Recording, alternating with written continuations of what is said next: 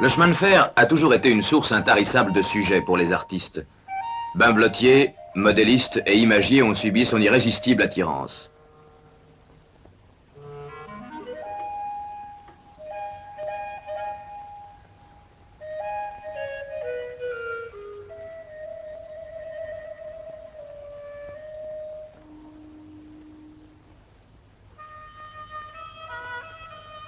Les plus grands maîtres de la peinture contemporaine ont brossé et fixé sur la toile son caractère à la fois poétique et viril. Et son image est souvent au cimès des galeries d'exposition, offrant aux visiteurs une sorte de symphonie en couleurs, de fer et de fumée, qui fait rêver à des horizons nouveaux.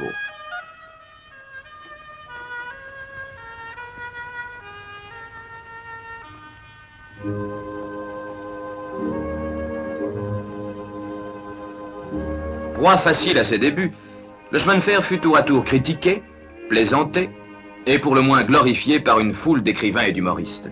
Monsieur Thiers, président du Conseil en 1836, n'avait-il pas dit « Un chemin de fer de Paris à Saint-Germain ». C'est un jouet qui amusera les Parisiens, c'est tout. Il n'était pas méchant, mais d'autres personnages insinuèrent que cet engin était dangereux et malsain.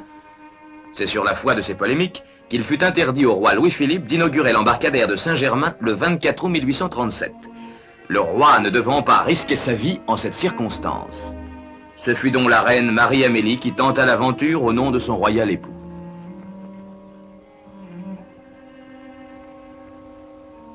Mais les Parisiens, piqués de curiosité et dédaignant les avertissements des pessimistes augures, firent honneur à cette nouvelle et folle invention. Voilà ce que furent les débuts du premier chemin de fer parisien et de la gare Paris-Saint-Lazare.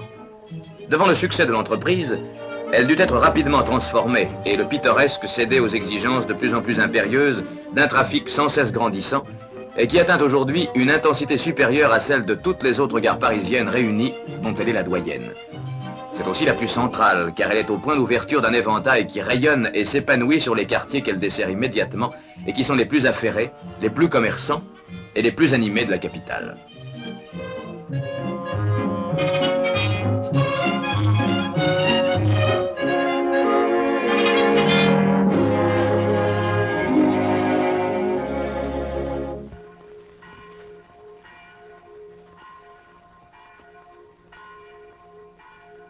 Un jour comme les autres se lève sur Paris tout engourdi de sommeil. 5 heures du matin. Les premiers trains arrivent à la gare Saint-Lazare dans une ambiance relativement calme, amenant de Versailles, de Saint-Germain, d'Argenteuil et de plus lointaines banlieues encore les premiers travailleurs, tandis que d'autres, désertant Paris, se dirigent vers les grands centres industriels de la périphérie ouest.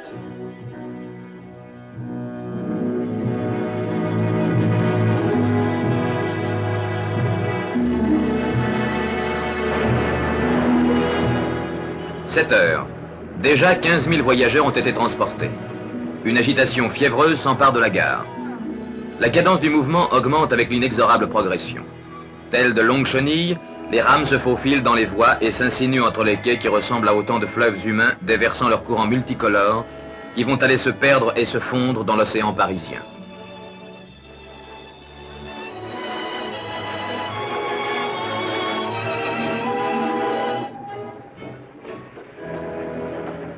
En 60 minutes, plus de 40 000 voyageurs ont pris place dans les trains mis à leur disposition. Vendeuses, courtiers, commerçants, midinettes, artisans, employés, enfin tout ce qui fait Paris et n'est pas de Paris se retrouve, se croise, se heurte et se mêle ici dans un bourdonnement de ruches affairées.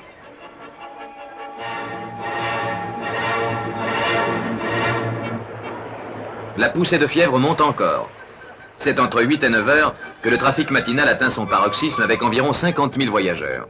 En 4 heures, plus de 100 000 personnes auront été transportées. Mais on est loin du record quotidien horaire de Saint-Lazare.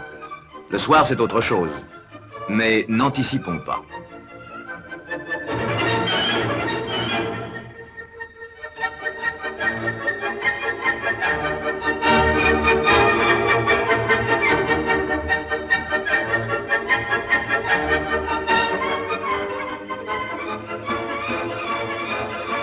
Un peu avant 9 heures, les derniers flots s'écoulent sans hâte et presque subitement l'agitation disparaît, faisant place à un calme tout relatif.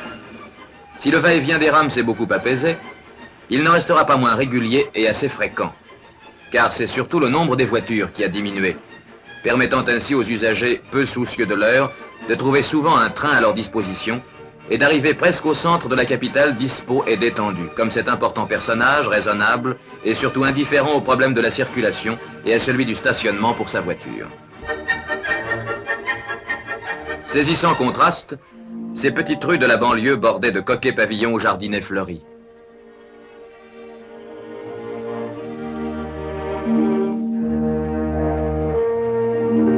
Toute vie semble avoir disparu. Même dans ces grands immeubles où réside toute une population laborieuse, le calme s'est installé. C'est d'ici et de là que sont partis tout à l'heure et reviendront ce soir les voyageurs sans bagages du travail quotidien. Sur toutes ces terres qui furent verdoyantes et boisées, jadis parcourues par le petit chemin de fer de Saint-Germain, où il y a quelques décades encore les maraîchers arrosaient choux, salades et poireaux, ce sont aujourd'hui des cités et des villes presque entières, véritables fourmilières humaines qui ont été construites ou se construisent, augmentant ainsi de façon prodigieuse d'année en année la densité d'une population toujours croissante. Ceci pose au chemin de fer un problème de transport sans cesse renouvelé.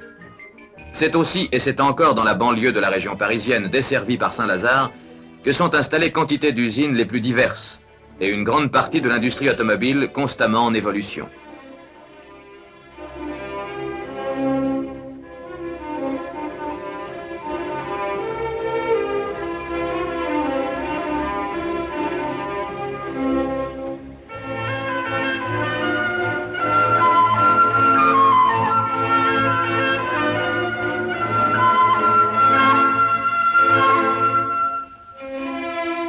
À quelques kilomètres de la Grande Gare, chaque jour voit, dans ce triage spécialisé, partir vers de lointains destins plusieurs centaines de voitures sorties des ateliers des plus grandes marques françaises.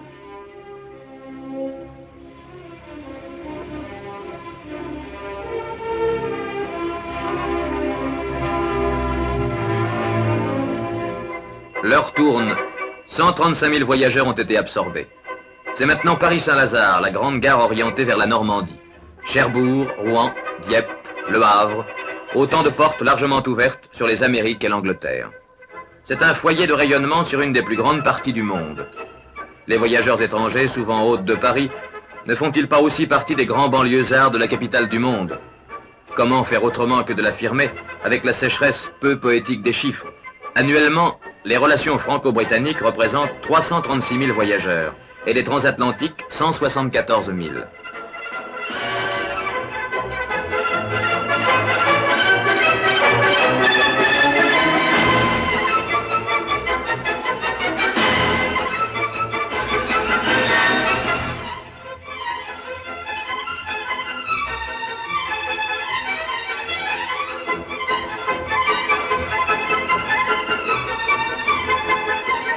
Tous ces voyageurs partent, plus ou moins joyeux, mais toujours avec une espèce de petit regret nostalgique.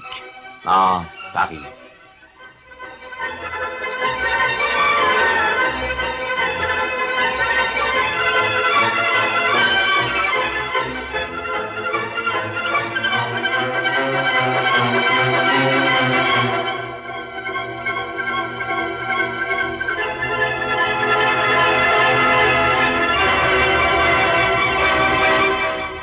« 14h30.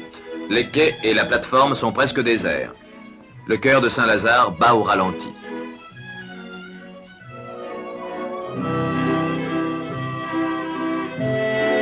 Dans les cabines d'aiguillage dirigeant entrée et sortie, le calme a succédé à l'activité. C'est la trêve de l'après-midi. Si l'on peut appeler trêve la période qui voit circuler tranquillement jusqu'à 18h plus de 95 000 voyageurs.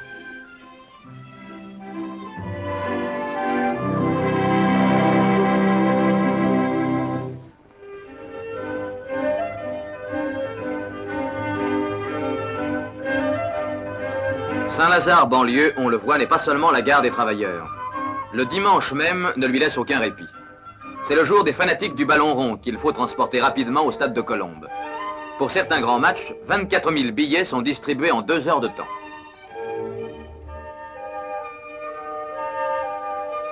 Payant leur tribut à la desserte d'une banlieue riche en souvenirs historiques, Les trains emportent dans leurs flancs provinciaux et touristes vers Saint-Germain et son château, qui furent, avant Versailles, la principale résidence royale des environs de Paris.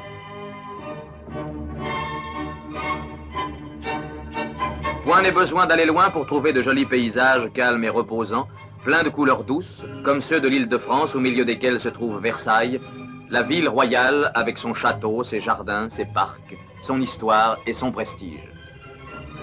Mais les dimanches d'été, ce sont surtout les Parisiens de Paris avides d'air pur qui se pressent vers les rames de banlieue afin d'aller goûter dans les bois de Chaville, de Saint-Cloud ou de Marly un repos bien gagné.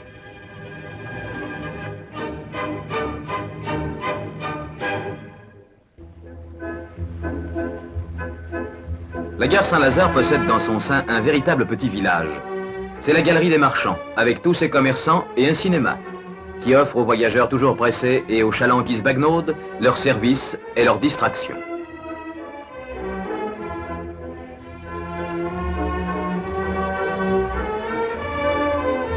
Le cadeau qu'on achète ici, parfois pour une fête, c'est aussi l'objet que l'on perd et qu'on ira plein d'espoir rechercher parmi la multitude des objets trouvés. C'est ici le spectacle d'un bazar où rien n'est à vendre. Voici des casiers bourrés d'articles qui feraient la joie de la brocante. Un empereur et un dieu s'y côtoient, perdus en ce milieu profane et terre-à-terre, parmi les choses les plus étonnantes et les plus inattendues, oubliés au hasard du voyage, dans un train, sur un quai, par toute une humanité distraite.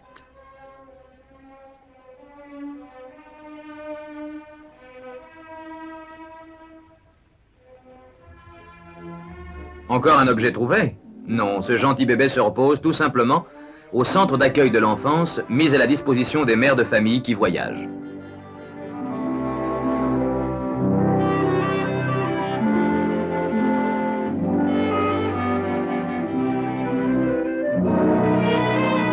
Des mains expertes préparent le biberon comme chez soi, selon la formule rituelle des meilleurs traiteurs.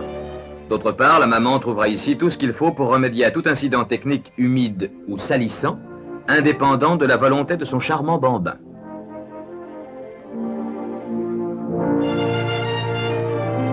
Sur la place du Havre, les pigeons vivent leurs dernières minutes de tranquillité de la journée. 6 heures du soir, on ferme, c'est pour la majorité des magasins, bureaux et ateliers la fin du travail quotidien.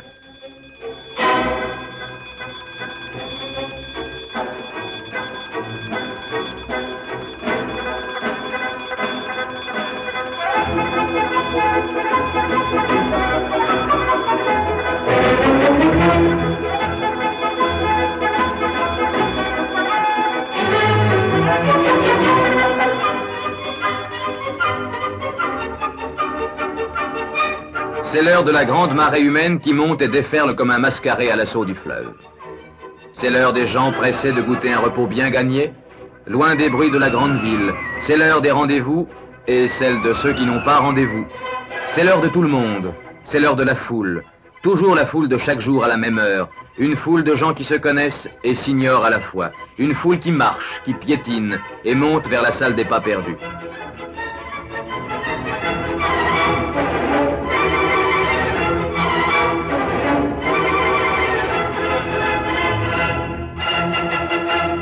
La fièvre s'empare à nouveau de la grande gare, qui va pendant 1 heure vivre intensément sous le contrôle de ses cabines d'aiguillage.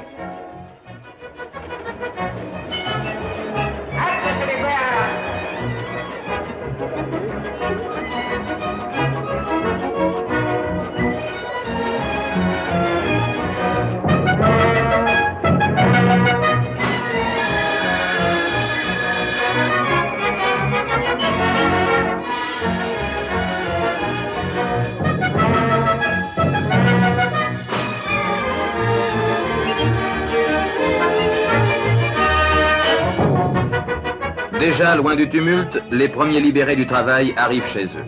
Et dans quelques instants, ils ressembleront tous à celui-ci, détendus et confortablement installés sous les frais ombrages de son jardin, à moins évidemment qu'ils n'habitent en appartement.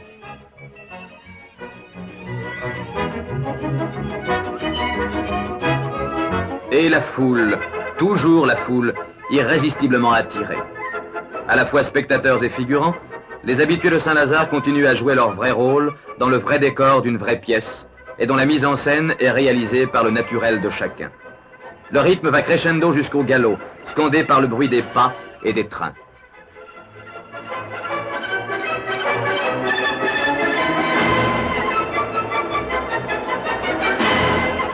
Dans les coulisses de cette grande scène parisienne, les machinistes, aiguilleurs rapides et sûrs, commandent les changements de décor. Versailles, Saint-Germain, Argenteuil et autres toiles de fond.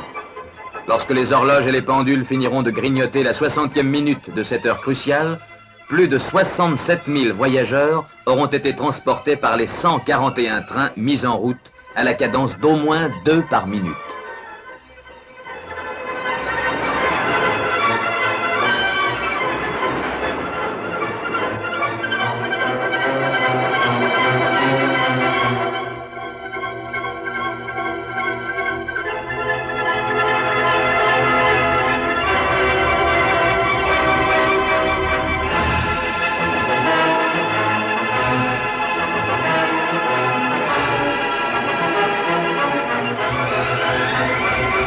Bientôt 19h, cours du Havre.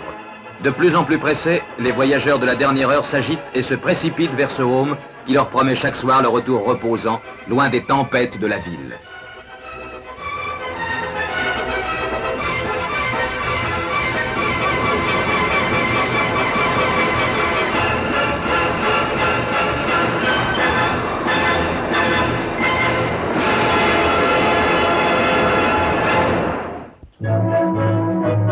La nuit est revenue. Au milieu de la féerie multicolore des enseignes lumineuses, la gare Saint-Lazare s'est assoupie.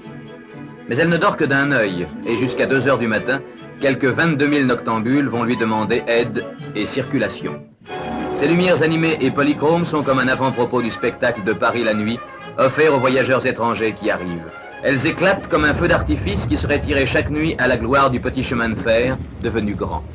378 000 voyageurs transportés en 24 heures, soit largement les populations de 2 villes comme Bordeaux et Dijon réunies, ou bien plus de 3 fois celle d'un port comme Rouen.